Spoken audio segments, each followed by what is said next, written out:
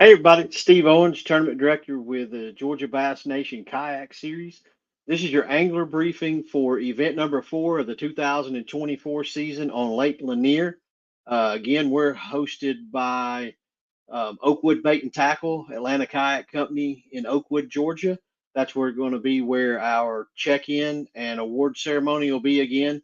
Uh, this year, we welcome back Carl Black of Kennesaw. They're a Chevy Buick GMC dealer. They're our Angler of the Year sponsor, where somebody's going to take home $1,000 for the third year in a row from them. Just going to give you kind of a recap of what's going on there this year. The people who have 3 events so far, that'll be 5 since Sinclair. We just finished Lake Sinclair not too long ago. We appreciate, I'm sorry, you follow. We've had Sinclair though. I'll just go back. We'll just start out at the beginning of the season. We had Steve Owens take home the win at Seminole. Sinclair, we had Joseph Gayton take home a win with 98 inches.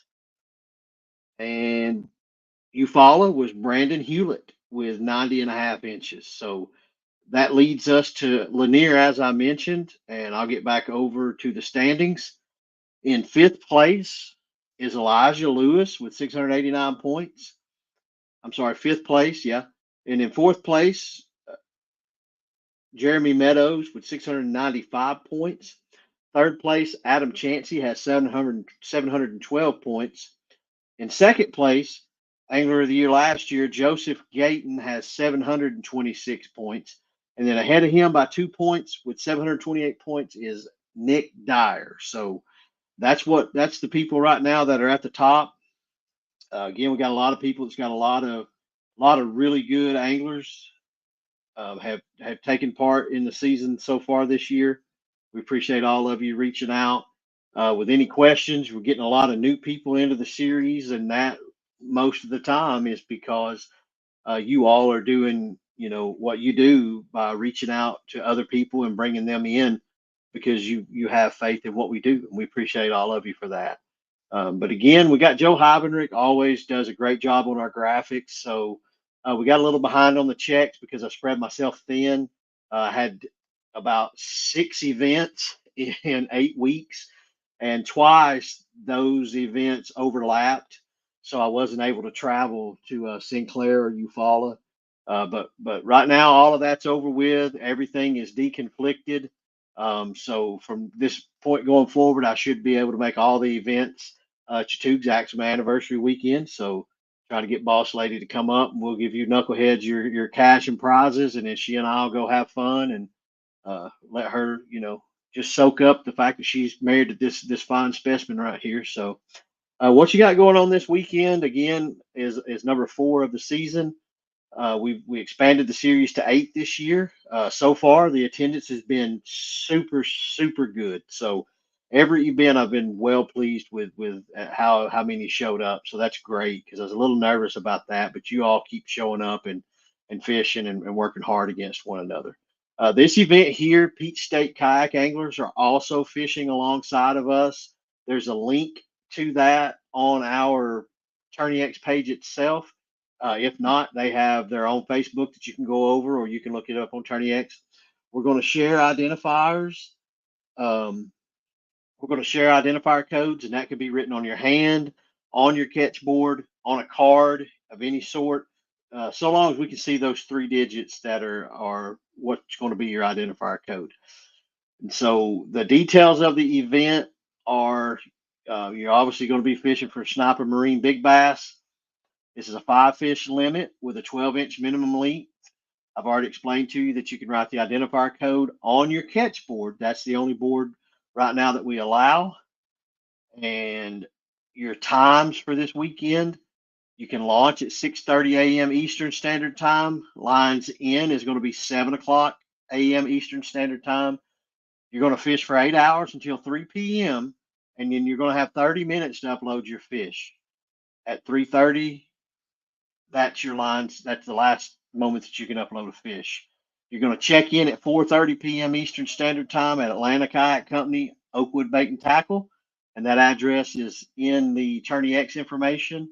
That's 5422 McEver Road, Oakwood, Georgia. If you're on the app and you're scrolling through, you're going to see a discoloration in the center of the Tourney X event.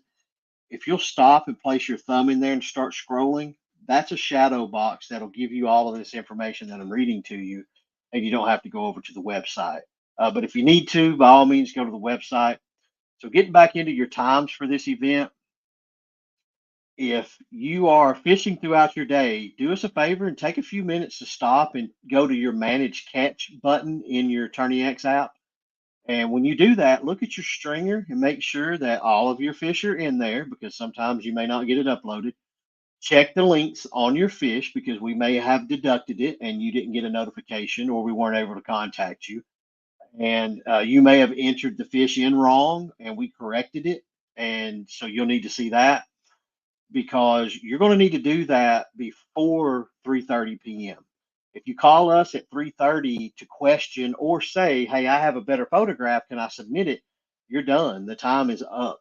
That's your job throughout the day. Number one, to make sure you check your pictures before you upload them. Get the best one. I know you're anxious to get back to fishing, but you really need to do that on the water. If you wait too late, it can cost you. It happens a lot. It's happening a little more in the sport. We go through great lengths to make sure we get your fish judged, scored accurately, and then contact you. But if you wait too long on those things, when we deduct you and you're wanting to resubmit, that's your job to pay up to keep up with those things. We don't have to notify you of a deduction, but although we try to do it as a courtesy to you, but we get busy, we get overwhelmed with fish, we get phone calls, so we don't always get to do that. And so don't expect that all the time, because it may not happen. We may not be able to get you on the phone, or it may just, you may have a bad signal. So although we try to do that for you, make it a point and a habit to check your own stringer in managed catch to make sure they're correct. And if they're not, reach out to us. If you've got a better picture, we'll help you get that culled out. We'll explain to you why, if it is in fact a deduction and you don't have a better picture. So manage catch, check your stringer. I'll try to make sure you understand that. So launches and boundaries for this event: you're permitted to fish all public water on Lake Lanier. The launch, the approved launches will be public ramps, pay ramps that are open to the public, and public access areas. Campgrounds that aren't open to the public but are open to you because you're camping there, those aren't allowed. On the Chestatee River, anglers are allowed to launch at the Lumpkin City Park and travel above or below to fish. On the Chattahoochee River, your launch destination, your launch boundary, the last launch you can use on the Chattahoochee is the Belton Bridge part, but you are allowed to travel above and below once you've launched. Your license or Georgia wildlife licenses, you all have, you got to do your own work there and get that. So getting into safety for this event, um, you have to have your PFD on at all times. We are a motorized series, but we allow one motor per vessel. If you've got two on it, you're disqualified. So take a motor off, you can't have it on it. Um, you need to have a 360 watt light if you're launching before safe light, no matter what kayak you have. If you don't have one, wait till safe light to launch. That's going to be after 7 o'clock, most likely. You may lose a little fishing time, but you're not going to get disqualified, and you ultimately are not going to get ran over because you don't have a light. The lighting in the rules is not just a suggestion, it's not just a checklist item like tungsten or a hook or something like that. It's the law, number one. But secondly, and even more primary than the law, is it'll keep you alive. It'll keep you from getting ran over. We're seeing it more throughout the country. People not having proper lighting or just not having good lighting. Just because you make your own DIY light setup, which is great, if it's inferior and it's not doing its job, which is designed for people to be able to see you, then you need to change that. And if we have to disqualify people to make sure that that happens, then sadly that's what we'll do. But we would rather that happen than you to get ran over or another kayaker plow into you because they can't see you and then they flip. They could have a heart attack. They could lose thousands of dollars worth of gear, and you've screwed up their fishing day. So We take that very serious. It's something that, as I said, is growing. So just because you have lights doesn't mean that you're doing it the right way. Make sure that they're very visible. If they're cheap, very inexpensive, easy to install. So there's really no excuse for it. So I've explained to you, if you are an unmotorized kayak, motorized kayak, or paddle kayak, pedal drive kayak, you have to have a 360 watt light to launch. If you have a motorized kayak, you have to have the red and green navigation lights. If you have a motorized kayak and you don't have the red and green navigation lights, but you have a clear white light, you can still launch. You just can't use your motor until it's daylight. So be mindful of those things, help each other out. If you see somebody that doesn't have their lights on, they may have had a wire come loose or battery disconnected or battery die or just forget to turn them on. I'm scatterbrained. So don't just snap pictures to report and get people in trouble. Give them a shout, motor over to them, holler at them, call them if you know them, and ask them a question, because you can help them out, and if they turn them on, then they're good to go. But more importantly than the disqualification thing, you may save their lives. So take that serious. We're a self-policing sport, but we're also a very kind and compassionate sport that watches out for each other. So you're all doing it the right way. We appreciate Georgia, and we've got over 70 anglers in this tournament. We just you guys are just doing so good. You men and women are just growing this series faster than I had expected. So you're all reaching out to the people. So again, that's your one motor. That's all of your lighting information. Um, you need a whistle. You gotta have your fishing license. Just watch out for each other. You gotta have your PFD on at all times. If you're new, we don't allow the fanny style.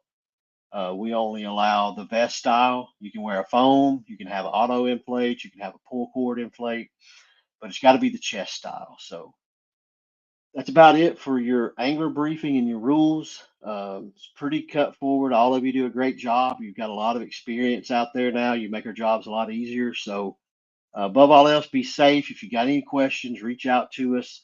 Don't forget the Peach State tournament over there. Click on there and get registered.